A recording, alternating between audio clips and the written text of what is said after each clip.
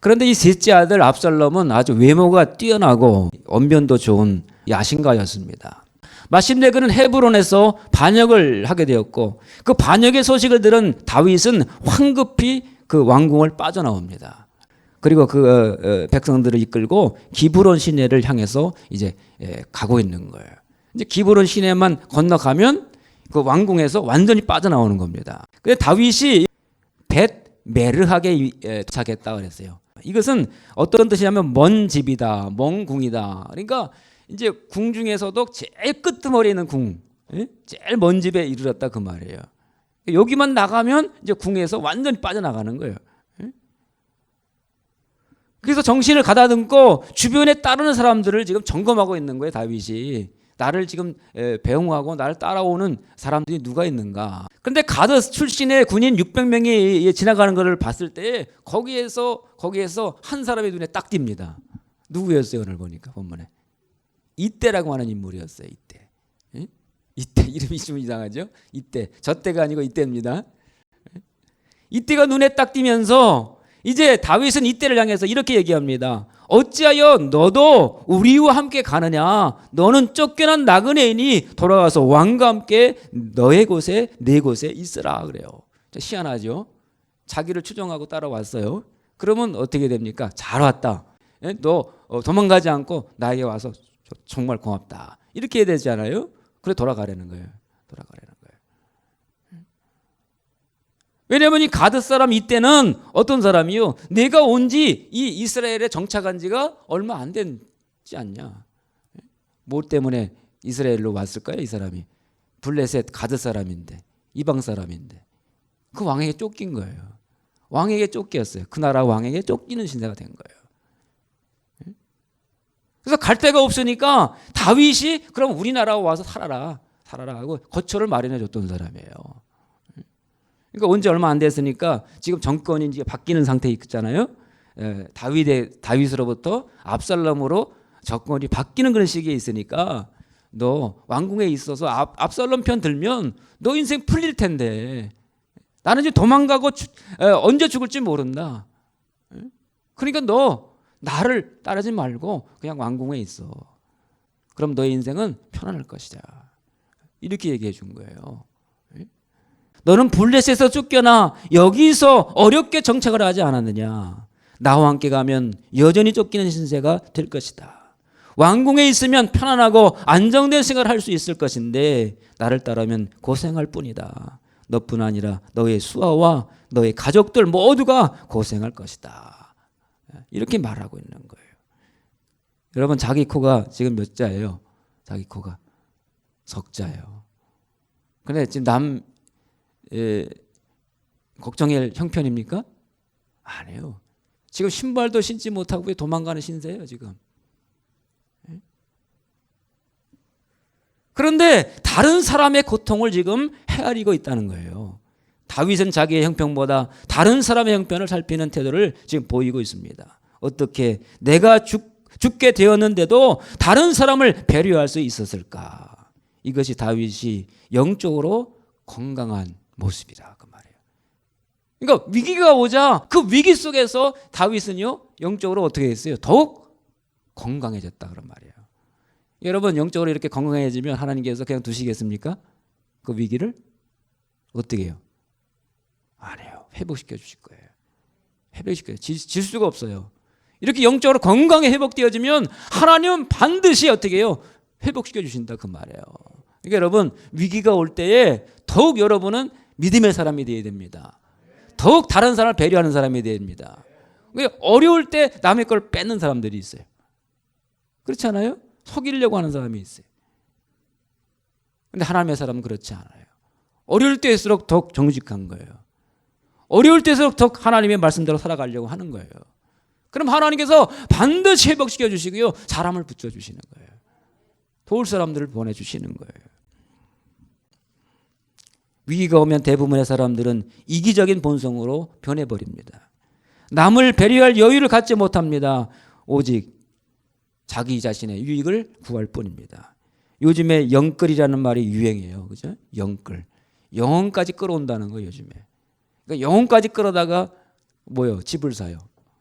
영혼까지 끌어다가 주식을 투자해요.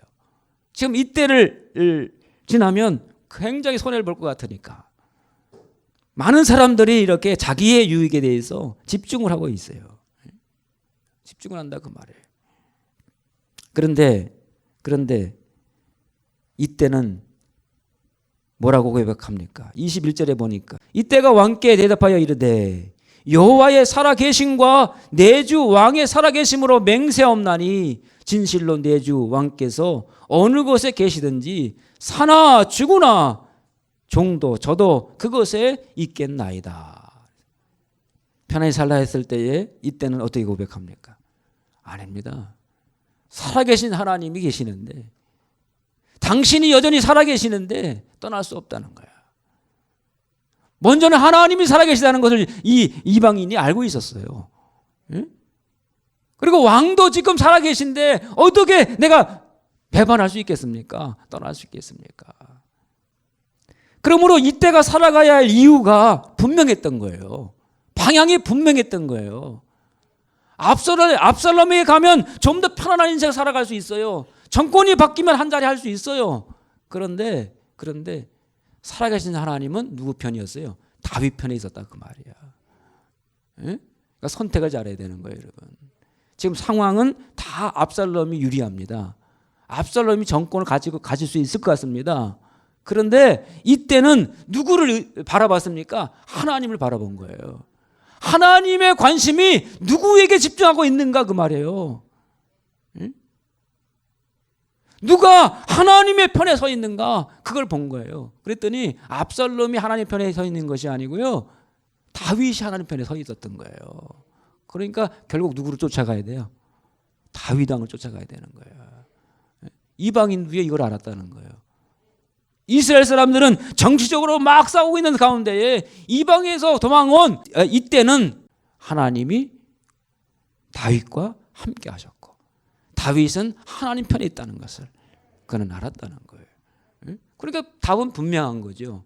그가 따라가야 할 사람이 누구인가 것을 그는 알 수 있었다는 겁니다. 험한 길이라도 다윗이 있는 곳에 이때도 있겠다고 고백하고 있습니다.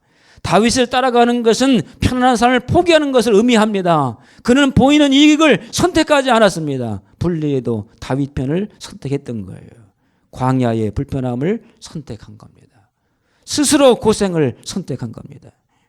그러나 12절에 다윗의 책사였던 아이도벨이라는 사람은 똑똑한 머리를 가지고 있었어요. 그 똑똑한 머리를 가지고 압살롬이 유리할 것 같으니까 압살롬 편에 서버리고 말았습니다. 다 된 밥을 선택한 겁니다. 힘있고 화려한 언변을 따라갔던 거예요. 바보스럽게 충성하는 이때는 하나님이 다윗에게 보내주신 위로자였어요. 그렇죠? 지금 눈물을 흘리면서 비를 맞으면서 신바도 씻지 못한 채 도망가고 있는 다윗. 자기 아들이 배반해가지고요. 그 아들에게 쫓겨난 그 다윗. 그 마음이 얼마나 쓸쓸했겠어요. 얼마나 아팠겠어요. 군인을 정비해가지고 대항할 수도 있었어요. 그 성을 포기하지 않고 그냥 싸울 수도 있었어요. 그러면 어떻게 해요? 동족끼리 싸우는 거야. 아들과 아버지가 싸우는 거야. 그러니까 그냥 물러난 겁니다. 물러난 거예요. 그 쓸쓸하게 발걸음을 가고 있는 그 다윗에게 이때라고 하는 사람의 등장은 뭐가 되는 거예요? 큰 위로가 되는 거예요. 다윗을 따르는 자들에게 이때를 통해서 큰 위로가 주어졌습니다. 그리고 다윗을 따르는 모든 사람들에게 이때를 통해서 소망이 생겼던 거예요. 그래. 아직도 하나님이 다윗을 버리지 않으셨구나. 우리가 따라가는 이 다윗은 맞는 사람이구나. 하나님께서 아끼시는 사람이구나. 함께 하시는 사람이구나. 그러므로 우리는 희망을 잃지 아니하고 반드시 이길 수 있다. 돌아올 수 있다고 하는 그런 확신을 백성들이 가지게 된 거예요. 그죠? 작은 한 사건을 통해서 이때 이 고백을 통해서 백성들의 마음속에 위로를 받고 그들 마음속에 소망이 생겼다는 거예요. 이때와 다윗 사이의 이 감동적인 대화가 사람들에게 알려지면서 백성들의 마음은 다윗에게로 다시 상하게 됐던 거예요. 그러므로 이때는 이러한 역할을 지금 감당하고 있는 겁니다. 또 하나님을 향한 다윗의 신앙인격을 오늘 본문은 보여주고 있어요. 하나님을 향한 다윗의 신앙인격. 한 사람이라도 아쉬운 때였지만은 그럼에도 나를 따라오라 말하는 것은 다윗이 위기의 상황에서 뭘 의지하는 거예요? 이때에게 야, 잘 왔다. 나를 따라와라. 이렇게 하는 거는 뭘 의지하는 거예요, 사실은? 사람을 의지하는 거예요. 참 희한해요. 다윗이 한번 사람 의지했다가 크게 당했죠. 하나님의 책망을 받았죠. 그죠? 인구조사 하는 것은 사람을 의지하는 거예요. 내가 거느리고 있는 백성이 군대를 동원했을 때 얼마나 모일 수 있을까? 장정을 한번 조사해봐라. 그렇게 명령을 내렸잖아요. 인구조사를 했어요. 그랬다가 하나님께서 크게 노했죠. 그걸 경험했던 다윗이에요. 그러므로 그의 도움은 사람에게 있지 아니하고 하나님에게 있다는 것을 그는 분명히 어떻게 알고 있었다는 거예요. 알고 있었어요. 그래서 그 위기의 순간에도 그 이때를 어떻게 해요? 돌려보내려고 할 수 있었던 거예요. 그 마음이.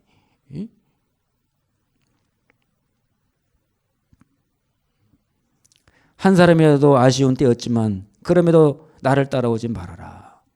나를 따라오지 말아라.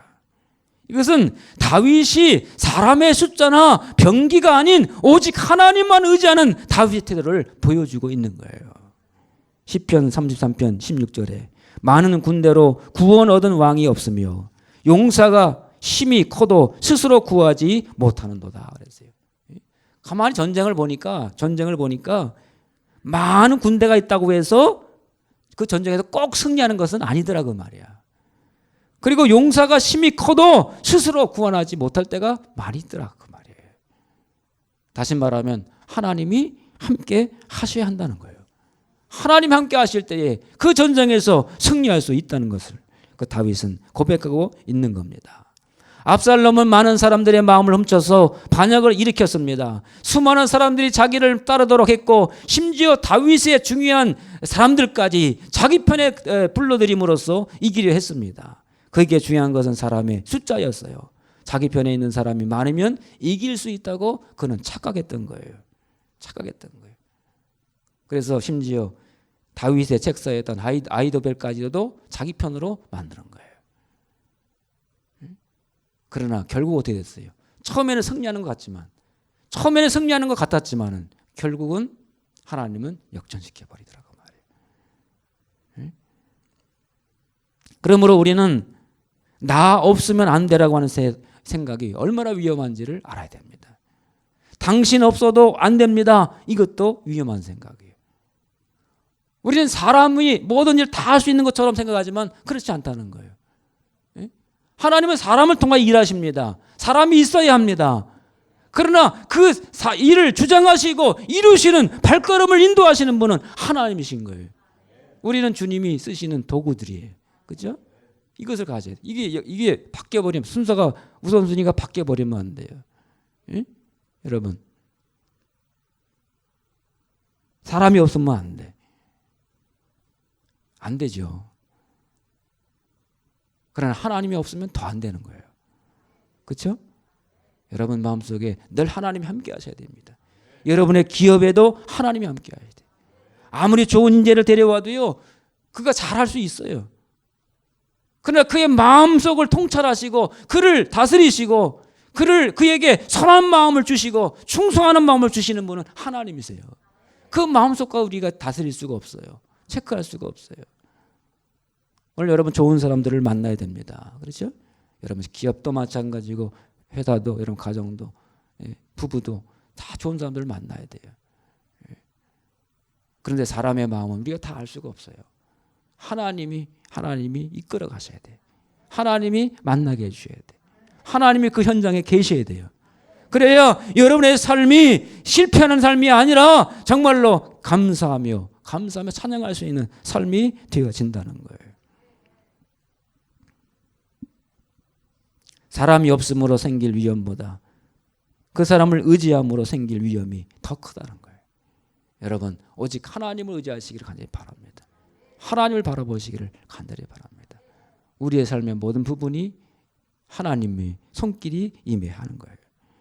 자, 그러므로 여러분 그 충성의 결과가 어땠을까? 여기 이때라고 하는 사람이 이렇게 같은 마음을 가지고 다윗과 하나님께 충성했어요. 충성했더니 어떤 일들이 벌어집니까?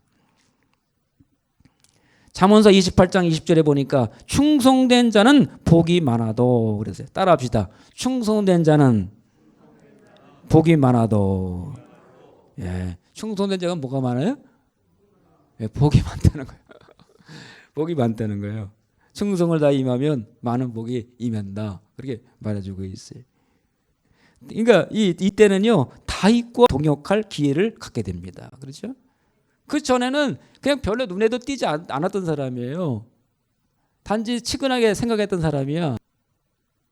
다윗의 마음속에 저 사람은 영웅이다 이런 생각이 별로 없었어요. 그런데 여기서 만남을 통해서 어떻게 해? 그의 진실을 알게 된 거야. 그의 충성을 알게 된 거예요. 하나님을 향한 그의 마음, 이방인이지만 하나님을 향한 마음을 알게 된 거예요. 그러니까 어떻게 해요? 다윗이 이때와 동역을 하게 됩니다. 그리고 그를 더 큰 직분으로 승격을 시켜요. 평상시 다윗의 신하는 많았지만 이때는 눈에 띄는 사람이 아니었어요. 그러나 다른 사람들이 다 도망갈 때에도 끝까지 자리를 지키니까 그는 결국 쓰임받게 되더라 그 말이에요. 사무엘의 18장 2절에 보면 다윗이 압살롬의 반역을 제압하려고 이제 군대를 정비한 거예요. 그리고 그 군대를 3개 부대로 나눠요. 제1대는 요압이라고 하는 대장군이 있어요. 대장군 요압에게 맡깁니다. 그리고 2대는 아비새라고 하는 장군에게 맡깁니다. 그리고 3대는 가드 사람 이때에게 맡겨요. 그러니까 지금 이때가 어떤 역할을 하고 있는 거예요? 국방부 장관과 대등한 역할을 하고 있는 거예요 지금. 요압이 국방부 장관이거든요. 요압이. 그러니까 요압에게도 한 군대를 큰 군대를 맡기고요. 지금 이때에게도 큰 군대를 맡겼다 그 말이에요. 그러니까 1군 단장, 2군 단장, 3군 단장. 눈에도 띄지 않았던 사람이었어요. 그러나 충성하니까 하나님께서 3대를 맡기는 가드 사람 이때가 되었다 그 말이에요.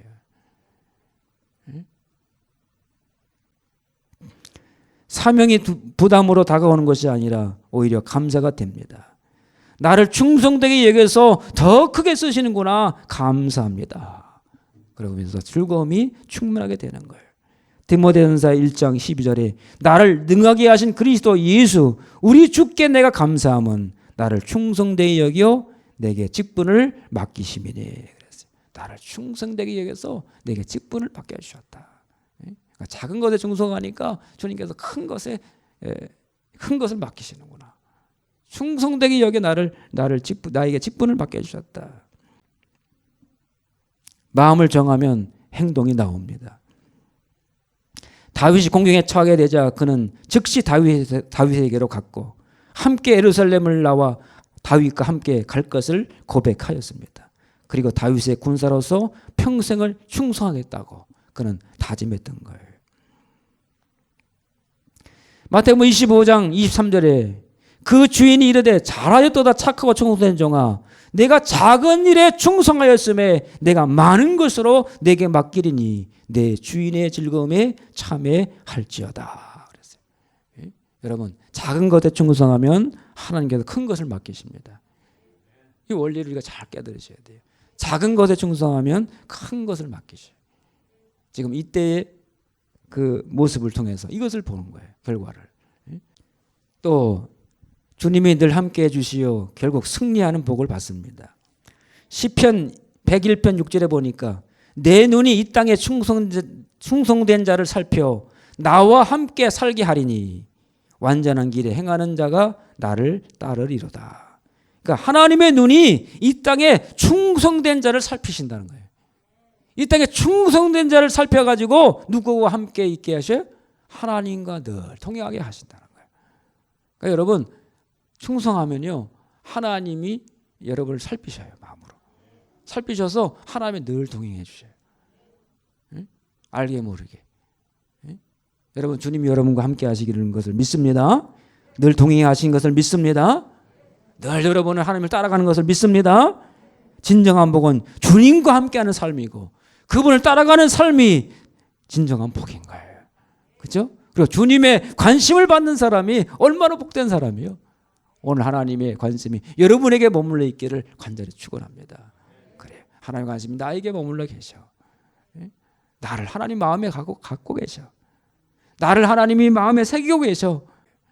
이 위기의 순간에도 하나님이 나를 그냥 버려두지 아니하시고 이렇게 세밀하게 하나님이 도우시는구나. 그러니까 여러분의 삶의 현장에서도 그걸 경험하셔야 돼. 여러분 위기의 순간에 하나님께서 나를 혼자 두지 아니하시고 이렇게 세밀하게 붙잡아 주시는구나. 그렇잖아요? 그러니까 하나님의 손길을 여러분 느끼세요? 여러분의 생활 속에서 여러분의 삶의 현장에서 그리고 여러분의 기업을 하시는 동안에 하나님의 세밀한 손길을 느끼셔야 되는 거예요. 그죠? 하나님은 혼자 날 두지 아니하시는구나. 하나님은 침묵하지 아니하시는구나. 오늘도 나와 함께 해 주시는구나. 동행해 주시는구나. 내가 하나님 마음에 있구나. 그죠? 여러분 그것을 여러분 오늘 깨닫기를 간절히 바랍니다. 그게 큰 복이라는 거예요. 여러분 주님과 함께 하는 것이. 미국의 39대 대통령을 지낸 지미 카터라고 하는 분이 있어요. 근데 이분이 대통령이 되기 전에 이제 유세를 하러 다니잖아요. 선거 유세를 하러 다니는데 휴일날이 됐어요. 휴일날 됐는데 자기가 섬기는 교회를 간 거예요. 비행기를 타고. 미국 워낙 넓으니까 막 다닐 때마다 막 수천 킬로잖아요. 자기가 섬기는 침례교회로 이제 비행기를 타고 가가지고 예배를 드리는 거죠. 그리고 그가 23년째 봉사했던 주일학교 학생들을 가르쳤어요. 23년째 한 주도 빠지지 않고 가가지고 아이들을 가르치는 거예요. 주일학교 학생들을. 응? 근데 보통 여러분 국회의원 출마하면 어떻게 합니까? 기독교인들이 주일만 되면 다른 교회에 참석을 해요. 다른 교회 그것도 큰 교회 참석해가지고 그 교회 나는 기독교인입니다. 내가 나를 국회의원 뽑아주시면 내가 여러분에게 유익한 법을 또 만들고 잘하겠습니다. 그래서 매주일마다 어떻게 해요? 자기 교회 참석하지 않고 어떻게 해요? 큰 교회 참석해가지고요. 예배 끝나고 나면 거기 밖에 나와 있어가지고 다 인사하잖아요. 예? 얼굴을 알리려고. 근데 이 지미 카터는 그러진 않았다는 거예요. 예? 주일만 되면 자기 교회로 가는 거야. 그래서 기자들이 하도 이상해가지고 다른 사람들은 자기를 알리기 위해서 큰 교회 찾아가서 인사하고 주일마다 그러는데 당신은 왜 그렇게 자기 교회로 갑니까? 그랬더니요. 기자가 질문하니까 자기를 기다리는 학생들이 있다는 거예요. 자기를 기다리는 학생들이 있다는 거예요. 그리고 기자 여러분, 오늘 여기에 오셨지만 다음 주에는 여러분들도 여러분이 소속된 교회에서 열심히 출석하시길 바랍니다. 그렇게 권면한 거야. 기자들 중에도 교회 다니는 사람들이 있을 거 아니에요. 그런데 주일날 취재하려고 교회를 안 가고 온 거야, 취재하러. 그랬더니 지미 카터가 그런 얘기를 하더래요. 오늘은 취재하려고 당신 교회 출석하지 않고 우리 교회 왔는데 다음 주에는 당신 교회 가시고 교회 빠지지 마시고 이 얘기를 했다는 거야. 여러분 이 기사가요 사람들의 마음에 뭘 줬을까요? 감동을 준 거예요. 그래서 원래 지미 카터라는 사람은 아주 조용한 사람이에요. 그런데 대통령이 된 거예요. 대통령이 될 수가 없었어요. 근데 대통령이 됐어요. 그건 하나님의 손길이 함께 하셨기 때문에. 그러니까 지미 카터가 조용히 웃으면서 자리를 지키라고 말한 것처럼 오늘도 우리의 삶 속에 이때처럼 우리에게 주어진 일에 충성 다하고 자리를 지켜나가면요. 하나님이 여러분을 아십니다. 여러분을 귀한 그릇으로 반드시 사용해 주십니다. 그 여러분이 어떤 기도를 하나님께 부르짖든 간에 그 기도를 하나님께서 반드시 응답해 주실 줄로 믿습니다. 그리고 하나님께서 충성된 자들은 여러분의 자손들까지라도 하나님께서 지키시고 보호하여 주신다. 출애굽기 20장 6절에 나를 사랑하고 내 계명을 지키는 자에게는 천대까지 은혜를 베푸느니라 그랬어요. 천대까지 은혜를 베푸느니라. 그러므로 오늘 여러분 하나님께 충성된 사람들로, 하나님께 충성된 자들로 끝까지 서 계시기를, 굳게 서 계시기를 간절히 축원합니다. 할렐루야.